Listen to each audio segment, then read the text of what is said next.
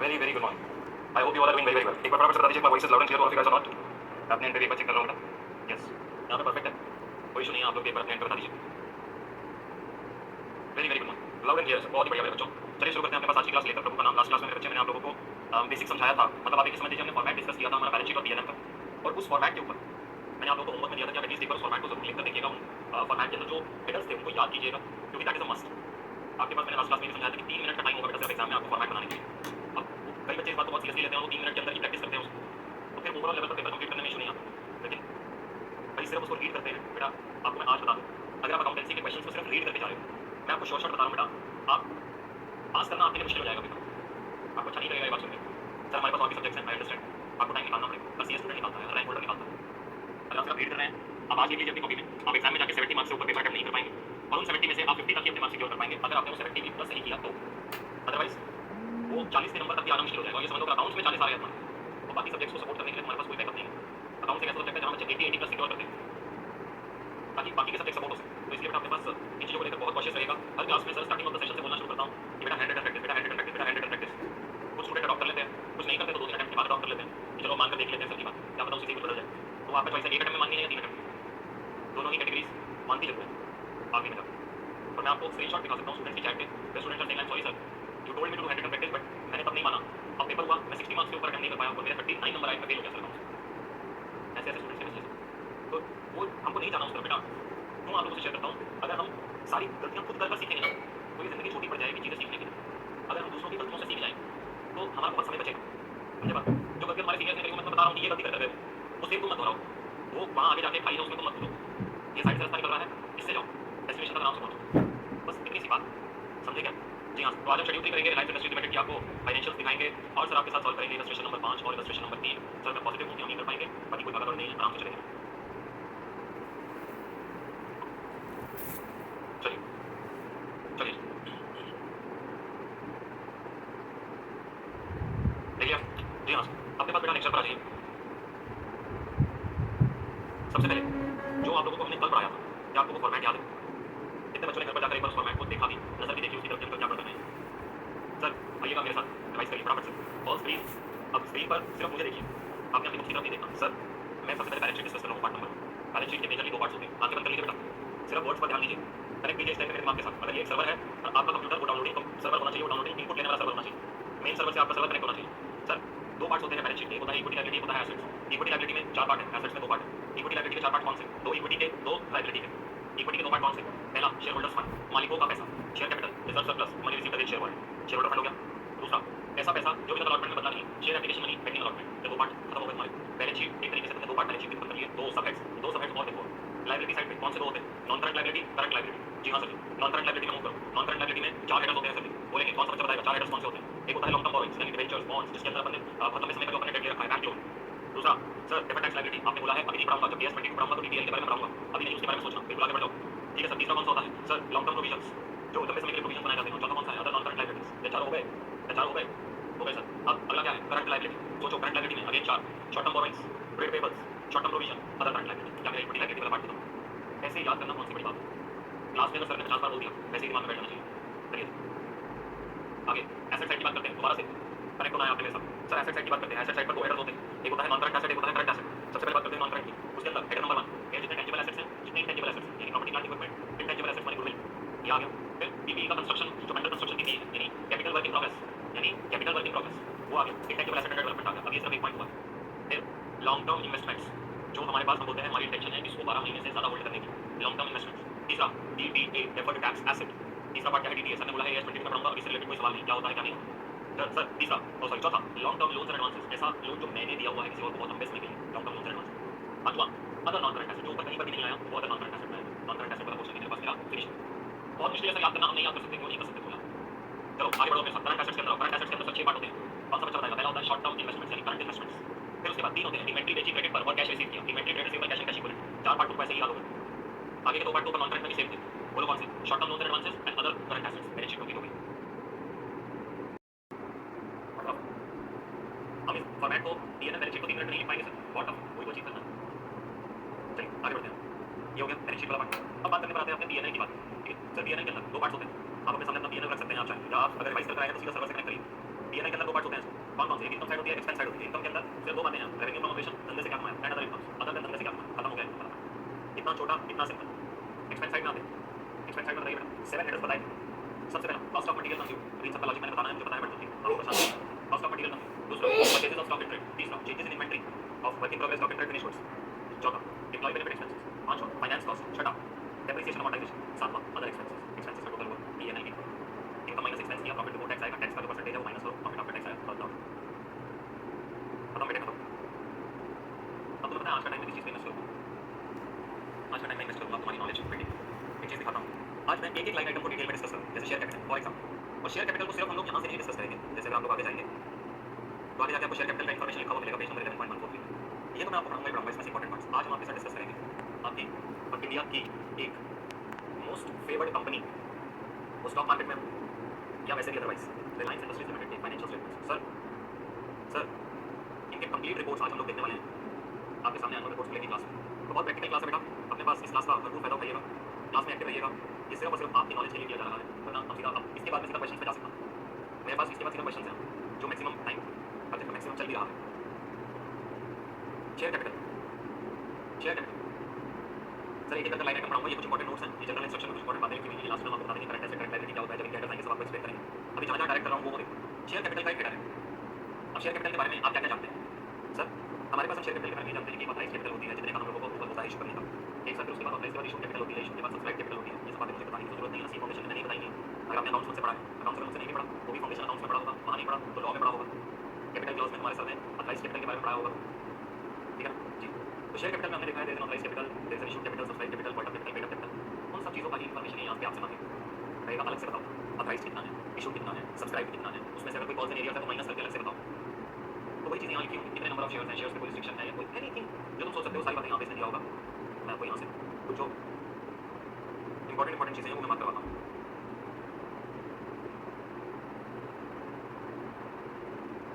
चलिए इसे बॉक्स बना लीजिए, A B C D E G H A L पढ़ते हैं इसको, पढ़ते हैं इसको। कहता है शेयर कैपिटल के अंदर आपको बताना है number and amount of shares that are authorised. मैं मैग्नीफिकेशन में पहले चीज बना रहा था, वहां ऑथराइज्ड कैपिटल लिखा था, क्या मैं मेंशन करता था? हां सर, ऑथराइज्ड कैपिटल क्या होता है? जितने का मैक्सिमम अप्रूवल होता है इशू करने का, कितने तक मैं कर सकता हूं capital raise. Number of shares that are issued, subscribe, fully paid up and subscribe but not fully paid up. तो यही बोला सारा कैटेगरी बताने को बोले। पार वैल्यू पर शेयर, एक शेयर का वैल्यू क्या है? जब भी मैं अपने मैग्नीफिकेशन में देखा होगा लिखता था, तो मैं क्या बोलता था 10,000 shares of rupees 10 each, 20,000 shares of rupees 20 each, इसे करके मेंशन करता था उसका nominal value 20। A reconciliation of number of shares outstanding at the beginning and at the end of the reporting period. Beginning और end of the reporting period में कितने shares outstanding थे? Like beginning में मेरे पास 1 लाख शेयर्स थे, closing में मैं दिखा रहा हूं मेरे पास आ रहे हैं 2 लाख शेयर्स। तो इनका रिपो बनाकर बताओ क्या होगा repo? Shares issue during the year होंगे, जो 1 lakh shares during the year issue करेंगे, दैट्स इट। तो ये वॉक बना के दिखाओ कि भाई ये 2 लाख क्लोजिंग का वैल्यू कैसे आ रहा है, ओपनिंग का ये था, क्लोजिंग का ये कैसे दिखाऊंगा प्रैक्टिकली सब कुछ। Rights, preferences, restrictions attaching to each class of shares including restrictions on distribution of dividend and prepayment of. अगर आपने शेयर्स को इशू करे, मान लेते हैं आप ये कोई इक्विटी शेयर इशू करें with differential voting rights, differential voting rights का कॉन्सेप्ट आप लॉ में जरूर पढ़ते हैं। वहां वो कहता है कि एक शेयर के बदले एक वोट नहीं है, एक शेयर के या 10 शेयर के बदले एक वोट है, समझ लो, इसको बोलते हैं डिफरेंशियल वोटिंग। तो अगर ऐसे कोई रिस्ट्रिक्शंस लगा रखे हैं आपने उनकी राइट्स का, तो हमें वो चीज़ डिस्क्लोज करनी है, हमें वो चीज़ डिस्क्लोज करनी है, पर्सन ना। आगे shares in the company held by each share holder holding more than 5% share specifying the number of shares. Sir जो शेयर होल्डर 5% से ज़्यादा का होल्डिंग रखते हैं कंपनी, जो शेयर होल्डर 5% से ज़्यादा का होल्डिंग रखते हैं कंपनी में, उनका नाम बताना। प्रैक्टिकली दिखाऊंगा। आगे बोल रहा है shares that are reserve for issue under options contract commitment for sale of shares this investment including the terms. अब ये लाइन क्या बोल रहा है? अगर आपने कोई शेयर रिजर्व कर रखे हैं, लाइक आपको ESOPs के बारे में पता है, स्वेट इक्विटी शेयर्स, ये नाम आपने सुना हुआ है, जरूर सुना होगा। तो जो एम्प्लॉई अपना कहते हैं ना खून पसीने की मेहनत से एक कंपनी को पूरा बिल्ड करता है, कंपनी उसको रिवॉर्ड करने के लिए अपने शेयर्स अलॉट करती है। शेयर्स की एक्चुअली उसको ऑप्शन दिया जाता है, अभी at a very very nominal price उसको कहा जाता है कंपनी के शेयर्स को परचेज कर सकते हैं, उसको बोला जाता है एम्प्लॉय स्टॉक ऑप्शन। एम्प्लॉइज को रिवॉर्ड करने के लिए आगे चल के मैं इसका जनरल एंट्री आपको लिखा दूंगा, आपके नॉलेज के लिए रहेगा, जनरल एंट्री एग्जाम के लिए नहीं चाहिए आपको। तो ESOPs में क्या रहता है बेटा, एम्प्लॉइज को रिवॉर्ड करने के लिए कंपनी अपने शेयर्स जो होती हैं पहले से ही अलग कर लेती है। जैसे कंपनी का ऑथराइज्ड कैपिटल लेवल है, तो कंपनी होती है भैया 1 लाख में से 5% शेयर्स, लाइक 5,000 शेयर्स को हम केवल अपने एम्प्लॉइज को ESOPs देने वाला। तो क्या है, अगर आपने ऐसे कोई शेयर्स रिजर्व करके रखे हुए हैं तो वो हमें आप लोग से जरूर बताइए, ठीक है जी। उसके बाद अगर कोई कॉल अनपेड है, कॉल अनपेड है, showing available value of call unpaid by the director officer, उसको भी आपके यहीं पर शेयर कैपिटल वाले पोर्शन में रिफ्लेक्ट करना है। जैसे अनपेड कॉल्स होती थी तो आपको याद है, हम अपने पार्ट ऑफ कैपिटल में से माइनस करके उसका पेड कैपिटल निकालते थे। मैंने कॉल किया हुआ है 1 लाख रुपीस इंटू 10 का कैपिटल, किसी एक शेयर होल्डर ने पैसे नहीं दिए, जिसके पास 100 शेयर्स थे, तो 100 इंटू 10 1000। मैं अपने जो 1 लाख शेयर्स में से इंटू 10 लाख में से 10,000 माइनस करके दिखाता हूं। कॉल्स अनपेड टेक्निकल क्वेश्चन में आज करवा दूंगा। फॉरफिटेड शेयर्स, क्या आप लोगों को सीए फाउंडेशन का वो नॉलेज याद है कि जब तक शेयर्स रीइश्यू नहीं हो जाते तो share forfeit share forfeited account का बैलेंस कहाँ दिखता था? शेयर कैपिटल के नोट्स में दिखता था जो बैलेंस और शेयर फोरफिट अकाउंट है। उसके बाद अगर वो रीइश्यू हो जाते हैं तो शेयर फोरफिट अकाउंट का बैलेंस फिर तो शेयर कैपिटल में मर्ज हो गया, अलग से ऐड करने की जरूरत नहीं है। और अगर अपन को कोई बेनिफिट होता है तो कैपिटल रिजर्व में जाता है। ये सारी बातें बेटा वापस आएंगी इसी फाउंडेशन में। जो सोच रहे हैं फाउंडेशन में बात करके आया निकल जाऊंगा नहीं निकल पाऊंगा। शेयर फोरफिटेड, कॉल्स अनपेड, ये सब वापस आएगा। Company shall disclose share holding of the promoters as follows. Shares that are held by the promoters, promoters जितने शेयर होल्ड करते हैं, प्रमोटर्स कौन होते हैं? आप एक तरीके से समझ लीजिए फाउंडर्स ऑफ द कंपनी। जो कंपनी के फाउंडर्स हैं जिन्होंने कंपनी बनाई है उनको आप प्रमोटर बोलते हैं। तो प्रमोटर का नाम, कितने शेयर्स हैं, कितना परसेंटेज होल्डिंग है, कितना उसका होल्डिंग में चेंज आया ड्यूरिंग द ईयर, ये चीजें आपको सारी पता है। अब देखो ऐसे अगर पढ़ा दूंगा रिमेंबरेंस तो नहीं आने वाला। देखो तुम्हें ये चीजें अभी याद नहीं करनी। अगर कोई बच्चा सोच रहा है सर आप इसलिए पढ़ा रहे हो याद करना है, नहीं, इसका बेसिक अंडरस्टैंडिंग लेना है, इसका एप्लीकेशन सीखना। अभी तो जो क्वेश्चंस आएगा ना वो बड़ा बेसिक है, लेकिन जब तुम प्रैक्टिकल पढ़ने जाओगे ना अपनी 8 बजे तो ये चीजें पढ़ा रहा हूँ वहाँ पे क्लाइंट्स की बैलेंस शीट में देखना देखने के लिए अब तुम्हें मजा आएगा। हाँ ये डिस्क्लोजर तो सबने बताया हमें करना होता है, शेड्यूल 3 में लिखा हुआ है। अब तुम ऐसे बात करो, तुम्हारे बीएस पता क्या बोलेंगे, तुझे क्या करना है शेड्यूल 3 में लिखना, लाइफ को बताना बैठाना क्या पढ़ शेड्यूल 3 और मैट रखने से काम नहीं होते। अब देखो और रिलायंस का बैलेंस शीट बोलते हैं सर, रिलायंस की एनुअल रिपोर्ट है। अगर कोई बच्चा किसी लिस्टेड कंपनी का एनुअल रिपोर्ट डाउनलोड करना चाहता है तो उनकी वेबसाइट से कर सकता है। किसी प्राइवेट कंपनी का डाउनलोड करना चाहता है तो मनी कंट्रोल जैसी वेबसाइट जो है वहाँ से आप अपने पास किसी भी प्राइवेट कंपनी का ये जो बैलेंस शीट है वो भी आप खोल सकते हैं। कुछ पेमेंट देना होता है या फिर money control link of NCA की वेबसाइट पर जाकर ठीक 100-150 रुपये का पेमेंट होता है नॉमिनल सा, वो पे करके आप किसी भी कंपनी की फाइनेंशियल को डाउनलोड कर सकते हैं। ठीक, लिस्टेड कंपनी के फ्री ऑफ कॉस्ट उनकी वेबसाइट पर पोस्ट होते हैं जैसे रिलायंस। ठीक है, ये बेटा कब का है, मेरे बेटे कब का है 23-24 का एनुअल रिपोर्ट अपन डिस्कस कर रहे हैं। ठीक होगा सर। सबसे पहले एनुअल रिपोर्ट एक तो पहले चीज बता दूं, बहुत ही ज्यादा बड़ी रिपोर्ट होती है, ओवरऑल पूरे बिजनेस का रिपोर्ट होता है। इसमें आपको आपका बैलेंस शीट, पीएनएल, एक स्टैंडअलोन बैलेंस शीट होती है जो सिर्फ रिलायंस की बैलेंस शीट होती है, और एक बैलेंस शीट होती है मेरे बेटे जिसको हम बोलते हैं कंसोलिडेटेड बैलेंस शीट, जिसका मतलब क्या है कि जितना भी पूरा का पूरा ग्रुप कमा रहा है, जो पूरे ग्रुप के एसेट है, ग्रुप का मतलब क्या होता है, रिलायंस की जो भी सब्सिडरी है उसका एसोसिएट है, उसका जॉइंट वेंचर है, उन सबके रिकॉर्ड्स भी रिलायंस के रिकॉर्ड्स में मर्ज करके single balance sheet, single PNL बनाया है। कंसोलिडेटेड रिपोर्ट्स क्या होती हैं बेटा इस कोर्स में पढ़ाऊंगा, परेशान नहीं होना। अभी पहले सीखो स्टैंडअलोन, इंडिविजुअली सिर्फ एक कंपनी का रिपोर्ट कैसे बनता है। अब देखो रिलायंस ने अपने पास कुछ बेसिक्स बताता हूँ रिलायंस के बारे में, क्योंकि हमने कंपनी का डिस्कशन चालू किया है। बैलेंस शीट पर ले जाने से पहले रिलायंस क्या बोलता है, कह रहा है सबसे पहले तो ये फॉर्च्यून 500 कंपनीज में से, ग्लोबल फॉर्च्यून 500 कंपनीज में से एक है। कहता है पहली ऐसी इंडियन कंपनी है जिसने क्रॉस किया है 20 lakh crore in market capitalisation, 20 lakh crore. कितने जीरो हो गए बेटा करोड़ के साथ, और यहाँ पे 6 13 जीरोस, सोचो जरा एक बार, लिखो अपनी कॉपी में 13 जीरो एक बार लिखो, कितना वैल्यूएशन है रिलायंस का, 48th मोस्ट वैल्यूएबल कंपनी का वर्ल्ड। कंसोलिडेटेड रेवेन्यू पूरे ग्रुप का, सारी उनकी सब्सिडरीज को मिलाकर, सबका रेवेन्यू मिलाकर उनका रेवेन्यू है, बात समझ में है, consolidated revenue cross 10 lakh crore से ऊपर चले गए हैं। एक्सपोर्ट्स उनके 3 लाख करोड़ है, 3 lakh crore approximate, this is the export report. और वो बोल रहे हैं 1,70,000 से ज़्यादा इन हायर, मतलब जो लोग हैं 1,70,000 से ज़्यादा है। और सीएसआर मतलब कि जो सोसाइटी की कंट्रीब्यूशन के लिए दे रहे हैं वो 1600 करोड़ कंट्रीब्यूट कर रहे हैं सोसाइटी के बेटरमेंट के। बात समझ आ रहा है?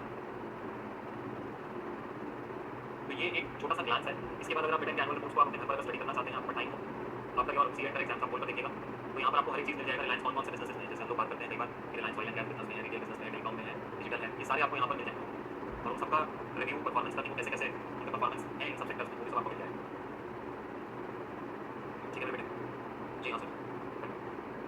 हमने जो आपके साथ बात करना है ना बेटा, हमने इन चीज़ों के बारे में आपसे बात करना है, फाइनेंशियल स्टेटमेंट्स, स्टैंडअलोन और consolidated, standalone and consolidated financial statements के बारे में हमने आपसे बात करना है। इसके अलावा आप बाकी रिलायंस का और उनका पीएनएल का एक ओवरव्यू उन्होंने दिया है, revenue, profit after tax, earning per share कितना है, ये सब चीज़ें आप अपने आप स्टडी कर सकते हैं। बैलेंस शीट के कुछ मैट्रिक्स दिए हैं, जैसे नेटवर्थ उनका कितना है, उनका डेट इक्विटी रेशो क्या है, करंट रेशो क्या है, तो ये सब चीज़ें आप अपने आप इनको खोल कर देख सकते हैं। इनमें आप पूछेंगे तो बेटा एक हफ्ता लग जाए आप स्टडी करते करते, इतना वास्ट है रिलायंस का बिजनेस। चलिए अब हम लोग सबसे पहले चलेंगे फाइनेंशियल स्टेटमेंट्स। फाइनेंशियल स्टेटमेंट्स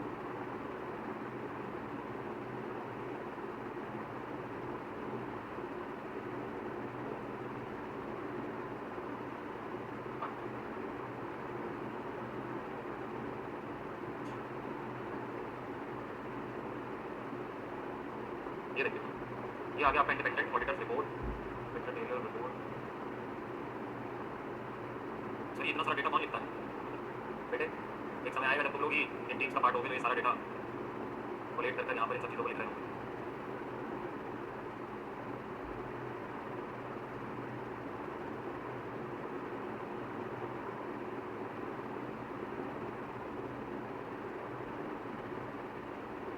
ये सबसे पहले देखो तुमको क्या दिखा रहा हूँ, इंडिपेंडेंट ऑडिटर्स रिपोर्ट दिखा रहा हूँ। सबसे पहले इंडिपेंडेंट ऑडिटर्स रिपोर्ट दिखा रहा हूँ, जो तुम ऑडिट में अपने पास पढ़ रहे होते हो ना, वहाँ पे सर को कहना कि सर एक प्रैक्टिकली किसी का बैलेंस शीट खोलकर ऑडिटर रिपोर्ट एक पढ़ाइएगा। आपने कल को जाकर तभी तो ये चीज़ें तुम बिल्ड कर पाओगे, जब तुम वहाँ पर सर के साथ पढ़ते हो कि सर तुमको पढ़ा रहे हैं कि हम लोग इस तरीके से ऑडिट रिपोर्ट लिखते हैं, in opinion and to the best of our information, in opinion and to the best of our information and according to the explanation given to us the aforesaid standalone financial statements give the information required by companies act in the manner so required and given to and fair view in conformity with Indian accounting standards. देखो बोला ना India लगता है Reliance में, in conformity with Indian accounting standards prescribed in the section 133 of the act as amended under accounting policy. उसके बाद opinion देने के बाद उनका बेसिस ऑफ ओपिनियन क्या है, उन्होंने अपना ओपिनियन का बेस कैसे बनाया है, what is the key audit matters, ये सब चीजें पढ़ते हो ना ऑडिट में, अगर आपने नहीं पढ़ा तो जरूर पढ़ो। उसके बाद की ऑडिट मैटर्स उन्होंने आगे एक्सप्लेन किया है, जो ऑडिटर्स को लगता है उनको अपने ऑडिट रिपोर्ट में डालना है कि ऑडिट मैटर्स को ऑडिटर के क्या रिस्पॉन्सेज हैं, उन्होंने उसके सामने अपने रिस्पॉन्स भी लिखकर बताया है। समझ रहे हो? ये हम आपको क्यों पढ़ा रहे हैं, ताकि आपको पता हो कि जो हम फाइनेंशियल रिपोर्ट बना रहे हैं उसको ऑडिटर चेक करने आएगा, ऑडिटर चेक करके उस पर अपना रिपोर्ट देता है, अपना ओपिनियन देता है कि ये रिपोर्ट्स करेक्ट है, in conformity with companies act accounting standards है भी या नहीं। बात समझे? ये पूरा ऑडिटर रिपोर्ट इन्होंने फाइनलाइज किया, डेलॉइट ने ऑडिट करके आगे उन्होंने अपने पास जो भी उनके पार्टनर्स हैं जो इनके ऑडिट रिपोर्ट्स को साइन कर रहे हैं, उन्होंने अपना पार्टनर में अपना मेंबरशिप नंबर यूडेन ये सब यहाँ पर नोट किया, डेट मेंशन करी अपनी ऑडिट रिपोर्ट की। समझे बेटा बात को? इसके बाद ऑडिट रिपोर्ट के बाद ये देखो ये इनकी बैलेंस शीट है, ये देखो ये इनकी बैलेंस शीट। सबसे पहले एक चीज़ देखो क्या इनकी बैलेंस शीट भी वर्टिकल फॉर्मेट में है या इनका टी शेप बैलेंस शीट है। जो बैलेंस शीट अभी आप देख रहे हैं ये भी एक वर्टिकल फॉर्मेट में है, ऐसे स्ट्रेट आ रही है, जैसे एसेट साइड हो गई या इक्विटी लायबिलिटी साइड हो गई, ऐसे स्ट्रेट आ रहा है। Yes sir. क्या इन्होंने भी अपने रुपीज इन करोड़ ऊपर मेंशन किया है जो आपको कल बताया था? Yes sir. क्या इन्होंने भी अपने पास करंट ईयर के साथ साथ प्रीवियस ईयर के कंपैरेटिव नंबर दिए हैं? Yes sir. क्या इन्होंने भी एसेट्स को नॉन करंट और करंट एसेट्स दो पोर्शन में डिवाइड किया है? Yes sir. अभी जो तुमने कल तक का नॉलेज लिया देखो उसको प्रैक्टिकली पहले रीड करो, तभी तुमको मजा आएगा। इक्विटी एंड लायबिलिटी में होता है, इक्विटी साइड है, लायबिलिटी साइड है, लायबिलिटी में नॉन करंट एसेट्स और सॉरी नॉन करंट लायबिलिटी और करंट लायबिलिटी अलग से दिखा है। Yes sir. अब देखो पार्ट 1 पर क्या था, balance sheet, balance sheet as at दिखाई इन्होंने 31 मार्च। अब देखो अगला क्या आएगा, पीएनएल। ये रहा नेक्स्ट पेज पे इन्होंने अपना पीएनएल बनाया, statement of PNL for the year ended लिखा, जैसा हम क्लास में लिख रहे हैं, मतलब जो आपको सिखा रहे हैं हम लोग वही आपने प्रैक्टिकल वर्ल्ड में जाके करना है। अब देखो क्या पीएनएल भी इनका वर्टिकल है, टी शेप पीएनएल खत्म हो चुके हैं, स्क्रैप हो गए हैं, rupees in crore, current year, previous year, एक है इनकम साइड, एक है एक्सपेंस साइड, सारी चीजें बताई हुई हैं आपको, एक है रेवेन्यू फ्रॉम ऑपरेशन, एक है अदर इनकम्स, सब दिखाया हुआ ना? जी हाँ सर जी। उसके बाद वही तुमने टोटल एक्सपेंसेस पीबीटी निकाला, टैक्स एक्सपेंस, टैक्स में से भी तुमने टैक्स एक्सपेंस माइनस करके प्रॉफिट फ्रॉम कंटिन्यूइंग ऑपरेशंस निकाला, मतलब पैट निकाला भी तुमने एक बार, इतना समझ लो। बात समझ आ रही है ना? मतलब आपको क्या दिखा रहा हूं मैं यहाँ पे, आपको ये दिखाने की कोशिश कर रहा हूं मेरे बेटे, जो हम आपको पढ़ा रहे हैं वो एज इट इज वो नॉलेज है जो प्रैक्टिकल वर्ल्ड में आपने जाकर अप्लाई करिए, इस चीज को वैल्यू करिए जो क्लास में सीखने वाले हैं। ये one of the most important topics रहने वाला है आपके करियर में, शेड्यूल 3। इसका अच्छा नॉलेज आपको आपके करियर में मदद करेगा आगे जाकर, ऑडिट में भी, अकाउंटेंसी के फील्ड में। समझे? अब देखो सर, इसके बाद जब हम अपने पास ये सब चीजें देख लेते हैं, बैलेंस शीट देख लेते हैं, पीएनएल देख लेते हैं, कैश फ्लो आएगा, ये statement of changes in equity आ गया, ये 3 महीने में आपको सिखाया जाता है, नहीं सिखाया जाता। कैश फ्लो स्टेटमेंट आ रहा है, मैं आपको सिखाऊंगा तब एक बार दिखा दूंगा कैश फ्लो क्या है, ठीक है? कैश फ्लो खत्म होने के बाद ये देखो यहाँ से क्या शुरू हो रहा है, ये क्या लिखा है, नोट्स टू अकाउंट्स जो हम आपको बनाते हैं, ये लोग भी नोट्स अपने बना रहे हैं, हाँ सर बना रहे हैं। अब देखो तो ये यहाँ पर आऊँगा, ये जो टेक्स्ट है क्या टेक्स्ट है, ये नोट्स टू अकाउंट्स में जाता हूँ, तुमको शेयर कैपिटल का नोट दिखाता हूँ।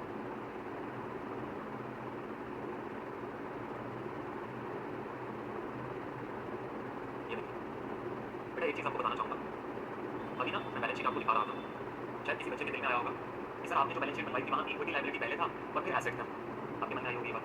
लेकिन जो बैलेंस शीट रिलायंस बना रहा है सर, अगर आपने ध्यान से उस टाइम देखा हो तो रिलायंस की बैलेंस शीट के अंदर पहले एसेट्स आ रहे थे, ये पहले एसेट साइड आ रहा है, फिर इक्विटी लायबिलिटी साइड आ रहा है। ऐसा क्यों सर? ऐसा क्यों बेटा? जो आपका इंड एस है ना, that is motivated from, you can say that is converged from IFRS, international financial reporting standards. Now as per international financial reporting standards वहाँ पर पहले हमारा ये एसेट आता है और फिर इक्विटी लायबिलिटी आता है, इसलिए जब इंड एस ने भी कन्वर्जेंस किया, इंड एस ने कहा हम भी बिल्कुल ग्लोबल स्टैंडर्ड्स की तरह बनना चाहते हैं ताकि जो फॉरेन इन्वेस्टर्स हैं उनको यहाँ पे ऐसा कुछ अलग सा ना दिखे यहाँ के कंपनीज के फाइनेंशियल रिपोर्ट्स में। उन्होंने कहा हम भी पहले एसेट दिखेंगे, इक्विटी लायबिलिटी दिखेंगे। इस बात से आपके नंबर्स पे कोई इम्पैक्ट नहीं आता, समझे? तुमने एसेट पहले लिख दिया, इक्विटी लायबिलिटी, कोई फर्क नहीं पड़ता। सर हमने एग्जाम में क्या करना है बेटा? आप एग्जाम में अभी अकाउंटिंग स्टैंडर्ड सीख रहे हो, सीए इंटर के लेवल तक तुमने शेड्यूल 3 वाली बैलेंस शीट जो मैं सिखाई है अभी तुमको कल, वो बनानी है। बात क्लियर है एकदम? पहले इक्विटी लायबिलिटी और फिर एसेट। रिलायंस इंड एस के हिसाब से बना रहा है, इसको छोड़ दो, तुमने अभी इंड एस नहीं लेना और नाम को आते हैं, समझे? अब देखो क्या इक्विटी के अंदर उनके पास उनका इक्विटी शेयर कैपिटल और अदर इक्विटी लिखा है, थोड़ा सा डिफरेंट है कंटेंट से और नाम डिफरेंट है इंड एस। जैसे इसने नोट नंबर बोला, नोट नंबर 14 में जाकर देखो मैंने इक्विटी में क्या बोला हुआ। अब नोट नंबर 14 में जाओ, सबसे पहले जो जो चीज़ें तुमको पढ़ाई थी वहाँ पे देखो क्या तुमको यहाँ देखने को मिल रही है। शेयर कैपिटल में authorised capital, issued subscribe capital, paid up capital सब अलग से बताया हुआ है, बोलो बताया हुआ है सर। अच्छा उसके बाद एक बात बताओ, सबका नंबर और नॉमिनल वैल्यू साथ में बताया हुआ है, शेयर का बताया हुआ है सर। अच्छा कॉल्स अनपेड का नंबर लेस करके दिखाया हुआ है क्या? यहाँ से कब दिखाया हुआ है? अभी रीजन करोगे तो तुम्हें यहाँ पे ऐसा अलग से दिखेगा क्योंकि नंबर बहुत छोटा है, दिखाया हुआ है सर। मजा आ रहा है? जो चीज़ें तुम वहाँ पर देखते थे और अपने पास कर रहे थे कभी ना उसका प्रैक्टिकल एप्लीकेशन देखो भी आपको के साथ। अच्छा और चीज़ें दिखाता हूँ इसी पे ही नेक्स्ट पेज पे, details of share holders holding more than 5%, जो मोर देन 5% शेयर ओन कर रहे हैं रिलायंस के, मैंने बोला था उनका नाम अलग से देना पड़ता है, शेड्यूल 3 में लिखा हुआ है। ये देखो ये वो लोग हैं जो 5% से ज़्यादा ओन करते हैं रिलायंस का। श्री चक्रा कमर्शियल एलएलपी 10%, 11% ओन करता है अप्रॉक्सीमेटली रिलायंस इंडस्ट्रीज का। अब ये नाम जो फाइनेंशियल एक्सपर्ट्स होते हैं ना, वो इसी तरह फाइनेंशियल स्टेटमेंट्स को एनालाइज करते हैं। बच्चे हज़ारों रुपए का कोर्स करते हैं, स्टॉक मार्केट का जाके जाके सिखाया जाता है कि how to analyse balance sheet भी है। हम अपनी क्लास में उस चीज़ को रीड करना सिखा रहे हैं as a part of our course accountancy, how to read them. यहाँ से तुम्हें एक्चुअल पता लगता है मेजर इन्वेस्टर्स कौन है। यहाँ पर एक नाम तुमको कॉमन शायद देखने को मिल रहा होगा, LIC LIC बताइए बेटा।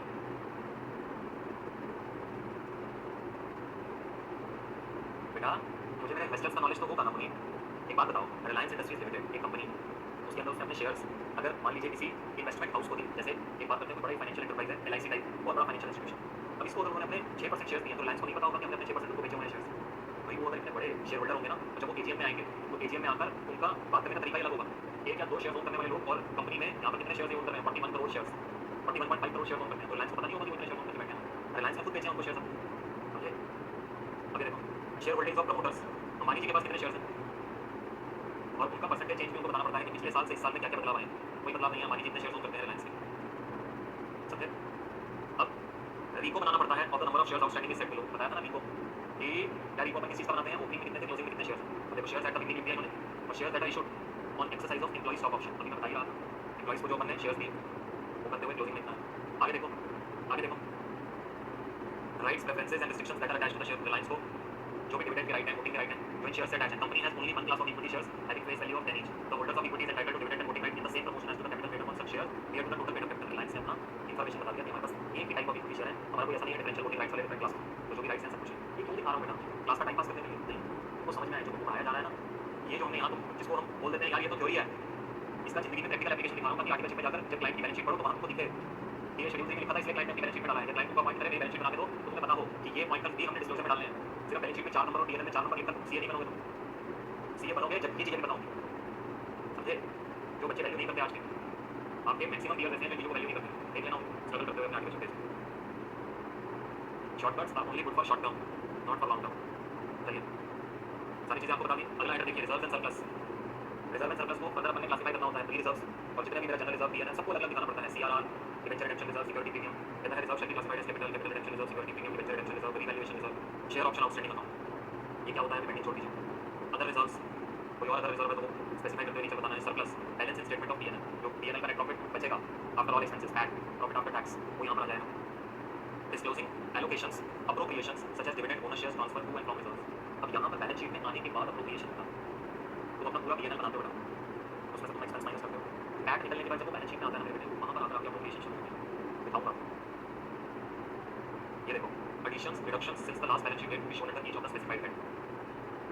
A reserve that is specifically represented by earmarked investment shall be termed as a fund. मतलब कभी-कभी कुछ रिजर्व्स का ऐसा आपको कंडीशन देखने को मिलेगा स्टैट्यूटरी रिजर्व्स में, जिसके लिए ये बोला जाएगा इन रिजर्व्स को आप by the way of investment हमेशा अपने पास अलग से दिखाइए। मतलब आपके रिजर्व्स में ये रिजर्व दिखा होगा लायबिलिटी साइड में, एसेट साइड पर इन्वेस्टमेंट्स दिखने चाहिए। लाइक अगर आपको याद हो जब मैं आपको CA फॉर्मेशन में NPO पढ़ाता था, नॉट फॉर प्रॉफिट ऑर्गेनाइजेशन, वहाँ क्या आपको याद है अगर कोई स्पेसिफिक फंड उनको मिलता था, लाइक बिल्डिंग के लिए डोनेशन मिला तो उसको बिल्डिंग फंड के नाम से लिखते थे, बिल्डिंग रिजर्व फंड के नाम से लिखते थे, उसको सामने उस पर लिखा था कि ये इन्वेस्टमेंट इन बिल्डिंग है। तो यही बात यहाँ पर भी कंटिन्यू हो रही है, समझ में आ गया? यही बात यहाँ पर भी कंटिन्यू हो रही है।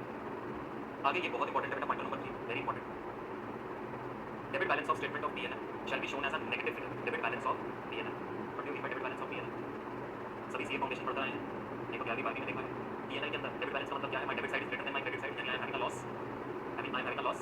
Now debit balance of P&L shall be shown as a negative figure. ये बहुत इंपॉर्टेंट लाइन है बेटा, under the head surplus. Similarly, the balance of reserve and surplus after adjusting the negative balance of surplus, if any, shall be shown under head reserve and surplus, even if the resulting figure is negative. कहने का मतलब क्या है? अब reserve and surplus तुम्हारे पास equity and liability side पे दिख रहा है, शेयर होल्डर्स फंड का पार्ट बन के। अब सुनना मेरी बात, सच्ची अभी तक तुम प्रॉफिट दिखा रहे थे, अभी लॉस आ गया। CA फॉर्मेशन में क्या करते थे? डेबिट बैलेंस ऑफ P&L को एसेट साइड पे दिखा देते थे। सबसे भयंकर पाप है, शेड्यूल 3 होता है। एक तो तुम्हारा लॉस हुआ है और तुम उसको अपनी एसेट साइड पे दिखा रहे हो, सीना ठोक के बोल रहे हो हमारा एसेट है ये, लॉस एक एसेट होता है। शेड्यूल 3 ने बोला अगर लॉस हुआ है ना, अब इसको बैलेंस शीट के बेस पे दिखाओ और इसको अलग से रिप्रेजेंट करो under head reserve and surplus हो, नेगेटिव बैलेंस दिखता है तो दिखे, दिखाओ नेगेटिव बैलेंस, ताकि तुम्हारे यूजर्स को समझ में आए जिनसे तुम आज तक छुपाते हो उनको डेबिट साइड ऑफ P&L को किसी ना किसी लाइन आइटम में छुपा देते थे एसेट साइड पे। शेड्यूल 3 ने बोला रिजर्व एंड सरप्लस में नेगेटिव बैलेंस दिखाओ। अब तुमको रिलायंस का रिजर्व सरप्लस पड़ा है, ये अगर इक्विटी के नाम से आ रहा है, इंडिया का आइडल है, तो सामने होना है ये रिजर्व एंड सरप्लस, ठीक है। देखिएगा कैपिटल रिजर्व, ये पिछली बार कितना था, इस बार कितना। सिक्योरिटी प्रीमियम देखिएगा बेटा, जो सिक्योरिटी प्रीमियम का लास्ट टाइम का क्लोजिंग बैलेंस था, इस बार का ओपनिंग बनाया, जो भी अब उसमें चेंजेस आए, जो भी अब उसमें चेंजेस आए ड्यूरिंग द पीरियड वो मैंने ऐड करे, लेस करे और क्लोजिंग बैलेंस बनाया। Debenture redemption reserve last time का जो था, इस बार और कुछ मूवमेंट नहीं है। शेयर बेस्ड पेमेंट रिजर्व जो भी था वो यहाँ पर लिख दिया हम लोगों ने बना। जनरल रिजर्व, अब ये डिफरेंट डिफरेंट रिजर्व हमने अपने special economic zone investment reserve. General reserve देखिए लास्ट टाइम कैलकुलेटेड प्रॉफिट इतना था, इतना लिखकर इस बार का जो ट्रांसफर हुआ है फ्रॉम रिटेन अर्निंग्स वो यहाँ पर उन्होंने डाल दिया, रिटेन अर्निंग्स आ रहा है होंगे। तो ये बात समझ रहे हैं जो अभी पढ़ा है।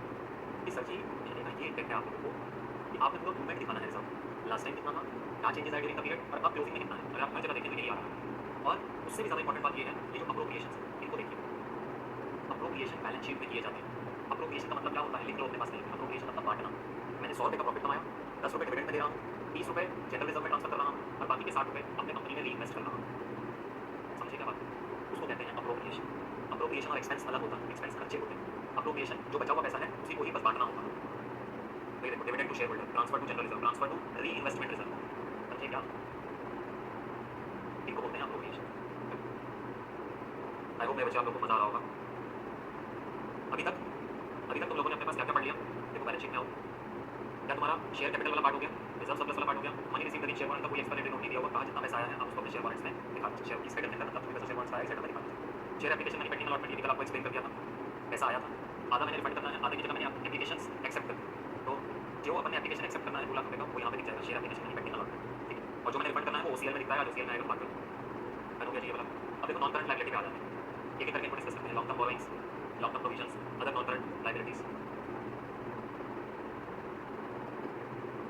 लॉन्ग टर्म बोरोइंग्स कौन से होते हैं ऐसे बोरोइंग्स जो 12 महीने से ज़्यादा हमारे पास हमारी कंपनी में रहने वाले हैं लॉन्ग टर्म बोरोइंग्स को अपन कैसे क्लासिफाई करते हैं बॉन्ड्स हो गए डिबेंचर्स हो गए ये टर्म लोन में स्टार मार्क के लिए बहुत इंपॉर्टेंट है जो चीज़ें मैं स्टार मार्क करा रहा हूँ ऐसी चीज़ें होंगी जो आपको आपके क्वेश्चंस में देखने को मिलेंगी शेड्यूल 3 में ऐसी चीज़ें जो आपके पास इंस्टीट्यूट पूछ रहे हैं उनको मैं स्टार मार्क करवा दूँगा तो ये वो बातें हैं जो आप छोड़ना अफोर्ड नहीं कर पाओगे एग्जाम के लिए टर्म लोन अब तुमने लोन लिया है अलग से बताओ बैंक से कितना लिया है और बाकी अदर पार्टी से कितना लिया है डिस्क्लोजर बोल दिया कि बैंक से कितना लोन लिया है उसको अलग से बताओ डेफर्ड पेमेंट लायबिलिटी क्या होता है मैंने आज एसेट एक्वायर कर लिया मैंने पेमेंट टर्म्स एग्री करे मान लो मैं मशीन के लिए आया 1 करोड़ रुपये की मैंने कहा हर साल 20-20 लाख रुपये देता रहूँगा डेफर्ड पेमेंट लायबिलिटी ठीक है मैंने लोन नहीं लिया मैं मशीन ले आया मैंने कहा मैं हर साल 20-20 लाख रुपये देता रहूँगा अगले 5 सालों डेफर्ड पेमेंट मैंने डेफर कर दिया पेमेंट्स फिर डिपॉजिट्स अगर आपने कोई और पब्लिक डिपॉजिट्स लिए हैं loans and advances from related parties अलग से बताना long term मैच्योरिटीज of finance lease obligations या विद AS 19 जब मैं आप लोगों को लीजेस पढ़ाऊंगा इसी कोर्स का पार्ट करूँगा वहाँ पर इसके बारे में इंफॉर्मेशन दूंगा लॉन्ग टर्म मैच्योरिटीज और फाइनेंस लीज ऑब्लिगेशन क्या होता है फाइनेंस लीज क्या होती है कब बनती है सब आपको नहीं पता so will study it and any other loans and advances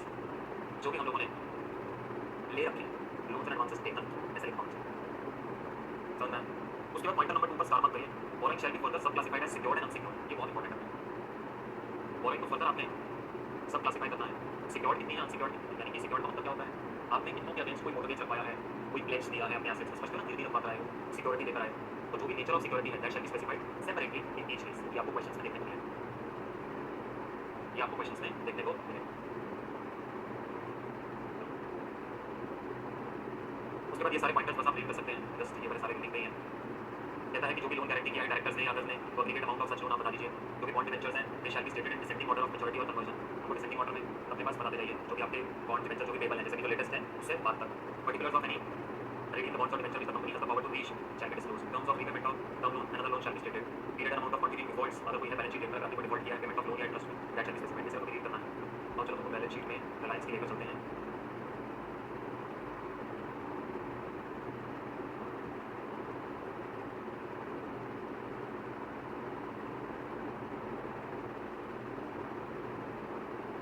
ये देखो लायबिलिटीज में आ रहे हैं लायबिलिटी में नॉन करंट लायबिलिटीज में फाइनेंशियल लायबिलिटी में क्या आपको बोरोइंग्स दिख रहे हैं बोरोइंग्स नोट नंबर 16 में बोरोइंग्स से नीचे भी आ रहे हैं करंट लायबिलिटी में ये कौन से होंगे करंट लायबिलिटी वाले बोरोइंग्स शॉर्ट टर्म बोरोइंग्स ये कौन से बोरोइंग्स हैं लॉन्ग टर्म बोरोइंग्स ठीक है बेटा जी हाँ वही आपको लॉन्ग टर्म बोरोइंग्स के बारे में दिखाते हैं जो चीज़ें हमने आपको पढ़ाई नहीं है क्या रिलायंस भी वही कर रहा है जो हम पढ़ रहे हैं या हमें कुछ न्यू नॉलेज गेन करनी पड़ेगी जब हम प्रैक्टिकल वर्ल्ड में जाएंगे सर बोरोइंग्स में क्या रिलायंस ने सिक्योर्ड और अनसिक्योर्ड बोरोइंग्स को अलग दिखाया हुआ है तो देखो मैं नहीं कहूँ तुम्हारे सामने आओ क्या अलग दिखाया हुआ है हाँ सर अच्छा अनसिक्योर्ड में क्या उन्होंने जो टर्म लोन्स लिए हैं बैंक से और अदर्स से क्या वो उन्होंने अलग दिखाए हुए हैं ये दोनों बातों पे मैंने स्टार मार्क करवाया ये तुम्हारे एग्जाम में पूछने की बात ठीक है अच्छा सिक्योर्ड के अंदर जो भी उनके सिक्योर्ड बोरोइंग्स हैं हमने कहा था नेचर ऑफ सिक्योरिटी बताना कि what is the nature of security देखो 20,183 crores are secured by way of hypothecation of all the movable plant and machinery electrical equipments installation capital work in progress जो यहाँ पर लोकेटेड है and 2001 crores are secured by way of hypothecation of all movable plant and machinery both present and future आज की और future की दोनों located at this location क्या उन्होंने भी अपना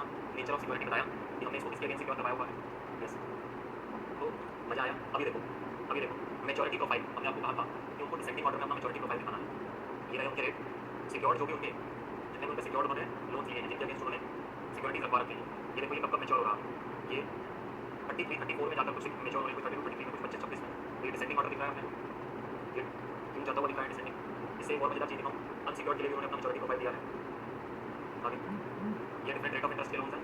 और ये देखो 2829 कब कब किस ईयर में जाकर इसका मैच्योरिटी आ रहा है। ये देखो मजेदार चीज़, रिलायंस ने बेटा बॉन्ड्स इशू किए हुए हैं, जैसे डिबेंचर्स होते हैं ना वैसे बॉन्ड्स होते हैं। देखना एकदम मैच्योरिटी कब है। रिलायंस की कौन सी पीढ़ी इस टाइम पे बिजनेस को संभाल रही होगी। अंबानी जी ने प्लानिंग देखो कहाँ तक की कर रखी है। हमें अगले 6 महीने का नहीं पता हमारे बच्चे को, और अंबानी जी देखो कहाँ तक सोच के बैठे। ये रिलायंस यहाँ तक भी सस्टेन करेगा। उन्होंने बोल दिया 2096-97 में जाकर हमने 104 करोड़ देने हैं। वो भाई साहब 100 सालों की डेट उठा रहे हैं ऐसे। उनको विश्वास है हमारी कंपनी 100 साल तक चलती रहेगी, बनना होगी। समझ रहे हो बात को? वो नए पर्सपेक्टिव मिल रहे हैं लाइफ में। कहाँ तक के लॉन्ग टर्म प्लान है उनके, सुपर लॉन्ग टर्म प्लान है। 61, 62, 51, 52, 46, 47 मतलब वो ये सोच के बैठे हैं कि भाई साहब, और जो उनको पैसा दे रहा है उनका सोचो, जिसने 104 करोड़ रुपए इन्वेस्ट किए हैं बॉन्ड्स, उनका सोचो। इनको विश्वास है, तो 104 करोड़ रिलायंस को दे दिया, उन्होंने विश्वास है कि ये चलती रहेगी कंपनी 100 साल। और वो अपना इंटरेस्ट आराम से बैठ के मजा लेते हैं। 10.25% इंटरेस्ट खा रहे हैं 104 करोड़। बस क्या बात है। वो गाना जो है ना, पैसा है तो बड़ी बड़ी बातें, वही रिलायंस लिमिटेड सोच करता है। क्योंकि इन लोगों के लिए मनी जो है वो एक्सेसिबल भी इजी है, because people have so much trust in Reliance. 100 साल के लिए अगर रिलायंस पैसा मांग लेना, नाउ यू डोंट नो कि हमारी जी मुकेश अंबानी जिस हिसाब से बिजनेस संभाल रहे हैं, क्या आगे वाली जनरेशन उस हिसाब से संभाल पाएगी, but still people have trust कि रिलायंस पक्का चलेगी उस हिसाब से।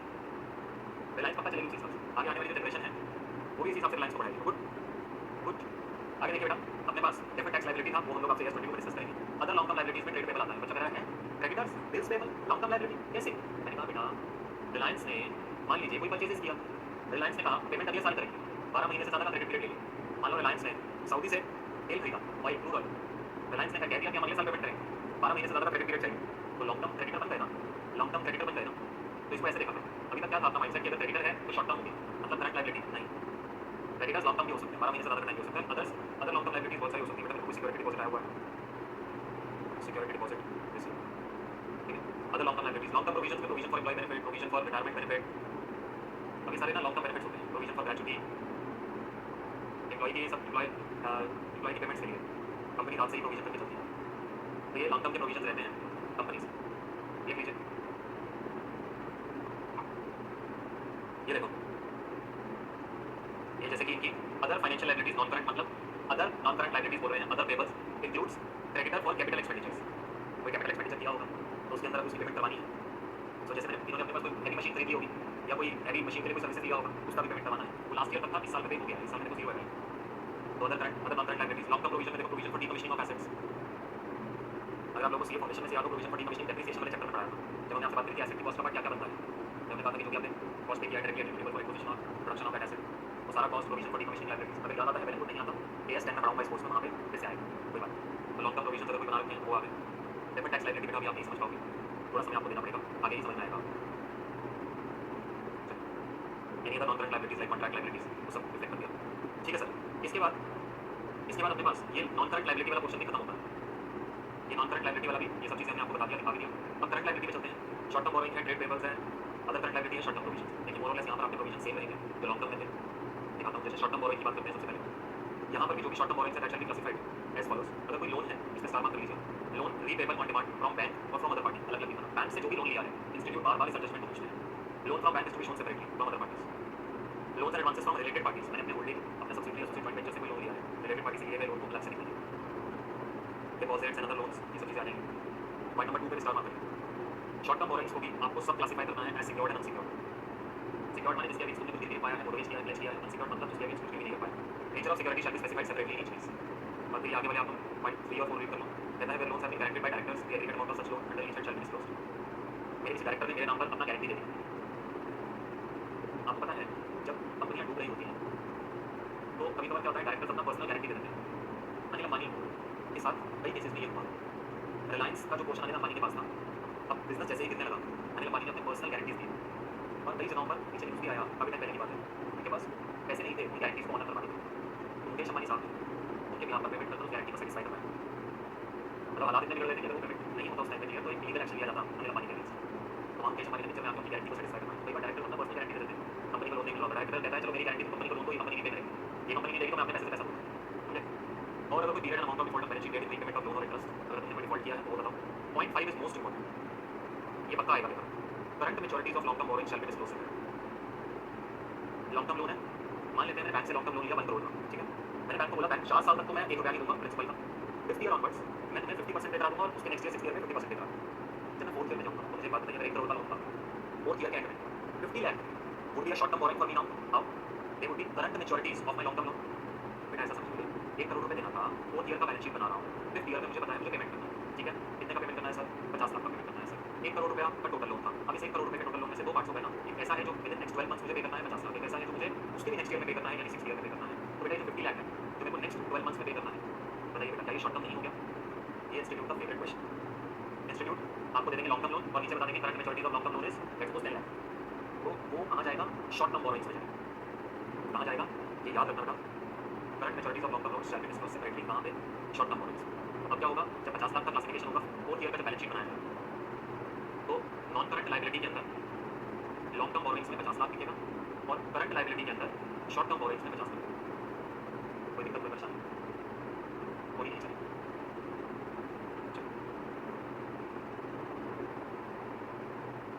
दिखाते हैं आप, ये देखिए ये रही इनकी बोरोइंग्स करंट, और बैलेंस शीट में दिखा गया था ना करंट लायबिलिटी में भी बोरोइंग्स था।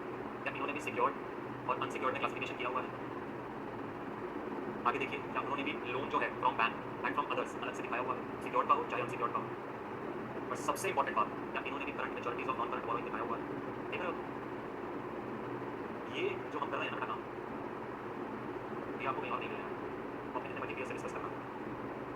मैं आपको बता रहा हूँ, आई नो क्या चल रहा है इस टाइम पे।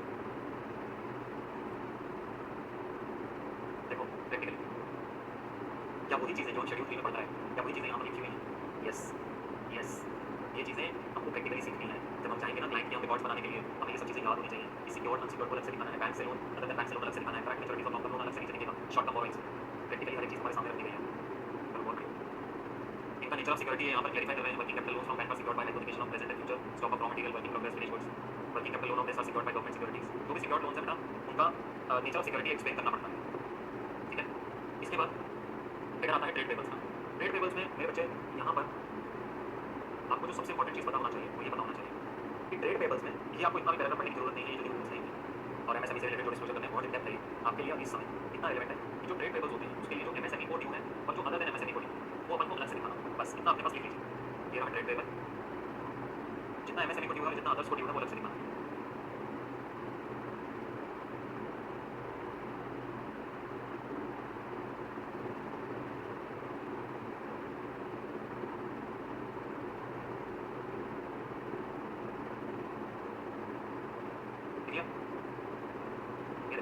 रिलायंस ने भी क्या यही फॉलो किया है, MSME and other than MSME micro small enterprises का अलग से बताया और अदर देन एमएसएमई के जो ट्रेड पेबल्स अलग से बताया। ट्रेड पेबल्स में साथ ही में वो अपने पास एक एजिंग रिपोर्ट भी डालते हैं। यहाँ पर दिखाता हूँ पहले आपको एजिंग क्या होता है। एजिंग शेड्यूल आप अपने पास अपने जब आर्टिकल में जाएंगे ना तब जाकर बनाएंगे। टाइम पीरियड आप अपने क्लाइंट से स्पेसिफिक अग्री कर यहाँ पर मेंशन करते हैं, मतलब वरना अदर देन जो स्पेसिफाइड टाइम पीरियड उन्होंने दिया शेड्यूल 3 में वो आप फॉलो करते हैं। तो यहाँ पर क्या होता है, outstanding for the period from due date of payment, कितने मतलब ड्यू डेट पेमेंट का मान लो 1 जनवरी, 1 जनवरी के बाद अभी तक आपने पेमेंट नहीं करवाया हुआ है, ऐसे लेस देन 1 ईयर तक कितना पेमेंट है जो भी आपको करवा देना चाहिए था, आपने पे नहीं करवाया 1 जनवरी के बाद। जो 1 to 2 इयर्स है वो कितना आउटस्टैंडिंग है, 2 to 3 इयर्स है वो कितना है, मोर देन 3 इयर्स है कौन सा पेमेंट है जिसने करवाया ही नहीं, वो MSME others disputed dues to MSME disputed dues to others. Sir कहने का मतलब क्या है, ट्रेड पेबल्स माने पेमेंट कराने की ड्यू डेट का 1 जनवरी लेट्स सपोज। अब ड्यू डेट बहुत सारे होते हैं साल, ड्यू डेट से लेकर ऐसे कौन से ड्यूज हैं जो आपने अभी तक लेस देन 1 ईयर है जो अभी तक पे नहीं करवाए, 1 ईयर से 2 ईयर हो गए अभी तक पे नहीं करवाया, वो अलग से दिखाना। अब ये पैरामीटर की तरह भी काम करता है। जैसे रिलायंस का ट्रेड पेबल एजिंग देखो तो तुम्हारी बुक में है, मैं तो सिर्फ रिलायंस की बैलेंस शीट यहाँ पे खोल के बैठा हूँ, एक पब्लिक डॉक्यूमेंट खोल के बैठा हूँ, वही पढ़ाने का गारंटी ले रहा हूँ जो आपकी प्रैक्टिकल लाइफ में आप कनेक्ट करेंगे। मेरे को MSME other disputed to MSME others, तो वो कह रहे हैं नॉट ड्यू वाले ये क्वेश्चन है। अब रिलायंस बोलता है जी हमने पैसा देना था, ड्यू डेट पार हो गई है बट अभी तक 1 साल से ऊपर नहीं हुआ, 10 को ये पैसा है, और ऐसा भी कुछ पैसा पड़ा हुआ है जो मोर देन 3 इयर्स हो गए आपने अभी तक पे नहीं करा, समझे? और outstanding for the period from due date to payment, ये इस साल का है कि पिछले साल का, कंपैरेटिव देना रहता है, समझे बात? आगे आपके पास आ रहा है आपका क्या क्या होता है बेटा, शॉर्ट टर्म बोरिंग होता है, ट्रेड पेबल होता है, अदर करंट लायबिलिटी होता है और शॉर्ट टर्म प्रोविजन होता है। शॉर्ट टर्म प्रोविजन बेटा नथिंग बट पहले से शॉर्ट टर्म प्रोविजन बता दूं, कुछ नहीं है, बहुत सिंपल है। प्रोविजन फॉर एम्प्लॉय बेनिफिट्स यानी शॉर्ट टर्म प्रोविजन जैसे आपने लीगल क्लेम पे करना है अगले 12 महीनों प्रोविजन फॉर लीगल क्लेम, जो आपने लीगल क्लेम पे करना है अपने पास वो यहाँ पर आ जाएगा। तो ये शॉर्ट टर्म वाले प्रोविजन होते हैं, कोई भी प्रोविजन लॉन्ग टर्म भी हो सकता है शॉर्ट टर्म भी हो सकता है, जैसे कोई अलग से वो रूल नहीं है कि ये नाम है तो ये लॉन्ग टर्म ही होगा, ये नाम है तो ये शॉर्ट टर्म ही होगा, कोई भी लॉन्ग टर्म और शॉर्ट टर्म होगा, ठीक है? शॉर्ट टर्म प्रोविजंस अब पढ़ाते हैं हमको other current liability OCL OCL. अब देखो जो कहीं पर भी कवर नहीं हुआ करंट लायबिलिटी में वो अदर करंट लायबिलिटी में कवर, जैसे current maturities of finance lease obligation. Finance lease obligation अपन ने कहाँ पढ़ा था, लॉन्ग टर्म बोरोइंग्स में। अब ये चीज़ें तुम्हें थोड़ी याद रखनी है, लॉन्ग टर्म बोरिंग्स में आया था, long term मैच्योरिटीज of finance lease obligation. इसी का जो करंट मतलब कहते हैं शॉर्ट टर्म मैच्योरिटीज जो आ रहा है फाइनेंस लीज ऑब्लिगेशन का, वो कहाँ आएगा? शॉर्ट टर्म बोरिंग में नहीं जा रहा, वो ओसीएल में जा रहा है। ये छोटी छोटी सी बातें होती हैं, ऐसे पूछा नहीं जाएगा एग्जाम में, अनलाइकली है ये एग्जाम में आए, बट स्टिल हमें पता होना चाहिए कि करंट मैच्योरिटीज अगर फाइनेंस लीज ऑब्लिगेशन आता है तो वो ओसीएल में आता है। एएस 19 में पढ़ा होगा फाइनेंस लीज ऑब्लिगेशन क्या होता है, समझना है। अगला पॉइंट आ रहा है interest accrued but not due on boring, और आ रहा है interest accrued and due on borings. इसका मतलब ये कौन सा बच्चा दोनों में फर्क बता सकता है?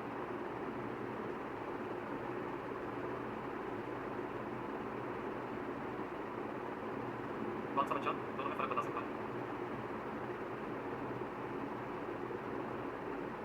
Interest accrued but not due, interest accrued and due on borings.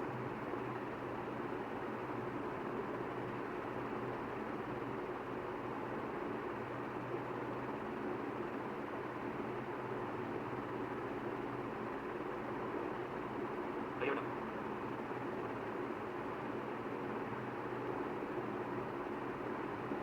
बताइए बेटा।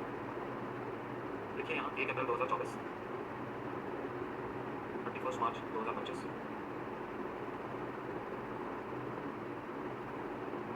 ओपनिंग बैलेंस लोन का है 1 लाख रुपए, इंटरेस्ट है 10% का, ठीक है पर इंटरेस्ट पेबल और 30 जून एंड 31 दिसंबर, ठीक है। 30 जून को बोलो क्या जर्नल एंट्री होगा? Interest account debit to interest payable कितने का? ये हाफ ईयरली पेमेंट होता है इंटरेस्ट का 6 महीने में, तो ये 10% माने 10,000 माने 5,000 आधे साल का 6 महीने में। और लेट्स सपोज मान लेते हैं यहाँ पर इसने पेमेंट भी करवा दिया इंटरेस्ट पेबल टू, चलो कोई दिक्कत नहीं, ठीक है। फिर आता है 31 दिसंबर, 31 दिसंबर पे दोबारा से इंटरेस्ट ड्यू किया जाता है 5,000 5,000, और मैं कहता हूँ कि ये नहीं पे करता, नॉट पेड, मेरा जो ये बैलेंस था मैं नहीं पे करता।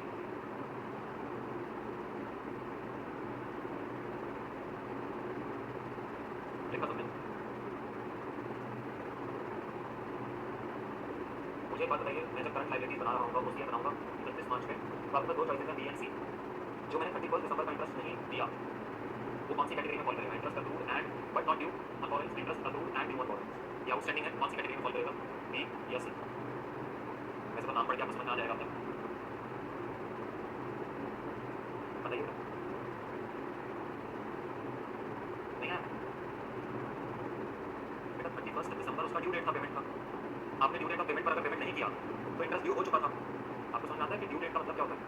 आपके घर में बिजली का बिल आता है, उसका एक ड्यू डेट होता है, अगर आप उसका पेमेंट नहीं कराओगे तो आप क्या बोले जाओगे कि ड्यू डेट पे पेमेंट नहीं करवाया, इंटरेस्ट का ड्यू डेट निकल गया 31 दिसंबर, तुमने पेमेंट नहीं करवाया तो interest accrued and due on boring हुआ ना? नहीं समझ में आया आपको? नहीं समझ में आया? तुम्हारा ये ड्यू हो गया ना इंटरेस्ट। देखो इंटरेस्ट पेपर बनता था 30 आधे आधे साल का इंटरेस्ट पे होता, अब 31 दिसंबर का इंटरेस्ट ड्यू किया, तो ये एंट्री किस चीज़ की थी बेटा? ड्यू करने की एंट्री होती है, और ये पेमेंट का एंट्री था, ये ड्यू का एंट्री था, ये पेमेंट का एंट्री था। तुम्हारा इंटरेस्ट ड्यू हो गया बट नॉट पेड, तो ये आउटस्टैंडिंग है, तो this is the case of interest accrued but sorry interest accrued and due on borings. और अब कितने बच्चों को ये बात पता है कि जब हम 31 मार्च पर जाएंगे, अब मेरी यहाँ कोई पेमेंट की लायबिलिटी नहीं है, अगला पेमेंट मुझे 30 जून 2025 को करवाना है। How many of you know that following the periodicity concept, following the matching concept, हम लोग अपने पास अभी ये 6 महीने का इंटरेस्ट जहाँ पे ये सर ये 3 महीने का इंटरेस्ट, ये अपने पास 6 महीने का इंटरेस्ट, और ये 3 महीने का इंटरेस्ट भी अपने पास अलग से ड्यू करके निकलेगा। How many of you know that? How many of you know that year end पर एक एंट्री पास होगा interest account debit to interest accrued account for 3 months of interest? मुझे लग रहा है शायद मेरे को ये टॉपिक बंद कर देना चाहिए, आप लोगों को इंटरेस्ट नहीं आ रहा, सीधा क्वेश्चन पर मूव करना चाहिए, क्योंकि क्लास अगर इतना चुप है दैट मीन्स आप लोग सोए हैं, दैट मीन्स कोई फायदा नहीं है मैं इतना बोल रहा हूँ, पर आप लोग के लिए यूजफुल अगर नहीं है वो चीज़ बंद कर दूँगा मैं, यहीं पे शेड्यूल की डिस्कशन क्लोज करूँगा इसके बाद, क्योंकि no point for doing the hard work when you guys are sleeping in the class. Interest account debit to interest account account, year end पर हम लोग अपने पास ये आखिरी में 3 महीने का एंट्री भी करते हैं, ये आखिरी का 3 महीने का एंट्री भी करते हैं, तो ड्यू डेट आई नहीं है, इस इंटरेस्ट को बोला जाता है इंटरेस्ट अक्रूड, अक्रू कर दिया but not due, but not due, इस इंटरेस्ट को बोला जाता है interest accrued but not due. दोनों में फर्क समझ में आया? अरे बेटा हाँ या ना तो बोल दो यार, सीधा क्वेश्चन ही करा दूँ क्या? तुम लोगों को नहीं पढ़ना तो मैं सीधा क्वेश्चन ही करा दूँ क्या?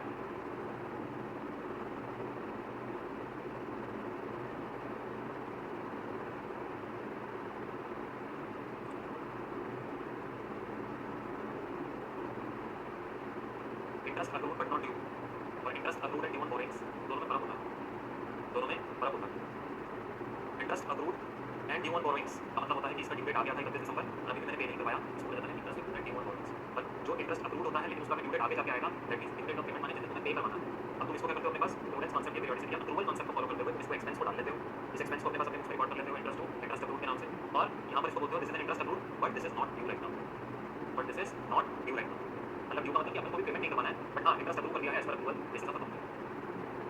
अब एक सवाल तुम्हारा यहाँ पर आना चाहिए, सर एक बात बताइए, एक बात पूछो, आपने यहाँ पर 6 महीने का इंटरेस्ट डाला 30 जून को, हाँ सर 31 दिसंबर को आपने फिर 6 महीने का इंटरेस्ट डाला, हाँ कितना हो गया 6 + 6 12, 31 मार्च को आपने 3 महीने का इंटरेस्ट और डाल दिया, कितना हो गया 12 + 3 15, सर एक साल में 15 महीने का एक्सपेंस डाल दोगे क्या? ये क्वेश्चन आना चाहिए। अब सुनो ये जो आखिरी ईयर एंड पर एंट्री होती है ना, जैसे तुमने किसी ईयर एंड में देखी ना वैसे ही ये सेम एंट्री पिछले साल की हुई होगी, 31 मार्च 2024 को भी एंट्री हुआ होगा इंटरेस्ट टू इंटरेस्ट। तो होता क्या है, ये जो सेम एंट्री पिछले साल की हुई होगी 3 महीने में, क्योंकि हर साल 30 जून और 31 दिसंबर को इंटरेस्ट पे हो रहा है, ये एंट्री रिवर्स हो जाती है, ये एंट्री रिवर्स हो जाती है जैसे ही हम ईयर का बिगनिंग करते हैं। ये जो एंट्री था ना ये पिछले साल भी हुआ होगा interest to interest same amount से 2,500 इस ईयर में आते ही मैं ये एंट्री रिवर्स कर देता हूँ, interest accrued account debit to interest 2,500। अब ये 3 महीने का इंटरेस्ट का रिवर्सल था, मैंने लास्ट टाइम डाल दिया था लास्ट ईयर तक उसको क्लोज करने के लिए। इस साल आते ही मैं कहता हूँ अभी ये मेरा ड्यू नहीं था इंटरेस्ट, इसको रिवर्स करो, इस साल में इसको स्टार्टिंग से रिलेटेड कैरी करो, इसको रिवर्स करो, एक्सपेंस को भी उसके रिलेटेड एक्सपेंस को भी रिवर्स करो। अब देखो यहाँ पर 6 महीने प्लस 3 महीने माइनस 3 महीने 12 महीने का इंटरेस्ट था। एक साल में कितना इंटरेस्ट देना चाहिए? 10,000 रुपये का ना, 1 लाख इंटू 10%, 1 लाख इंटू 10% 10,000 का इंटरेस्ट देना चाहिए। देखो